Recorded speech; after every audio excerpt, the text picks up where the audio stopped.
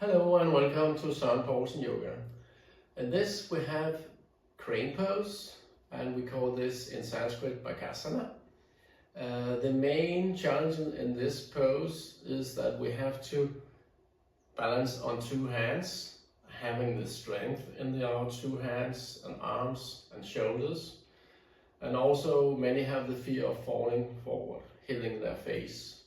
So when you do this pose, my suggestion is to tap something soft in front of you, blanket or blocks or whatever. Then you will not have that same fear of falling, I hope. So let's break it down and see what is happening in this pose.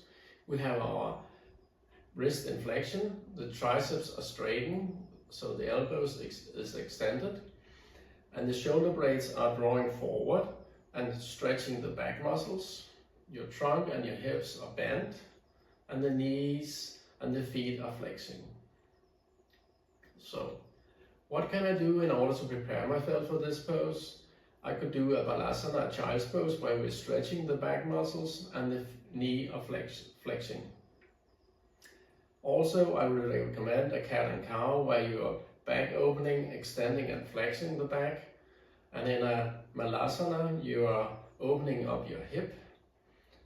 And also you do the same with the shoulder blades drawing a little forward, so stretching the back muscles. And lastly, I would recommend also a Bakasana, a wide-legged forward fold, where your shoulders again are drawing forward, hips bent, and your wrists are in flexion. But let's go through and see how we do this pose. Actually, there's two ways of doing it. You can say somehow the most correct in this is actually that you have your hands in here and you take your feet on the outside of your triceps and you try to press in and come up like this. I show it forward here so you can see it more direction, and you look forward here, straighten your arms. But then I will show you another way which I feel is a little more easy, and maybe you will call it cheated, I don't know. But if I place my knees on the inside of my armpits, I feel it's much easier to come up in this pose. So again, coming up, and if you do it first time, just lift one foot up at a time, coming down and take the other feet up. So you put the weight towards your hands, and when you do it next time, maybe you feel it's more secure to come up. And then trying to stretch your triceps, and then maybe coming down again. And then when you come up, maybe again, feet together, looking forward.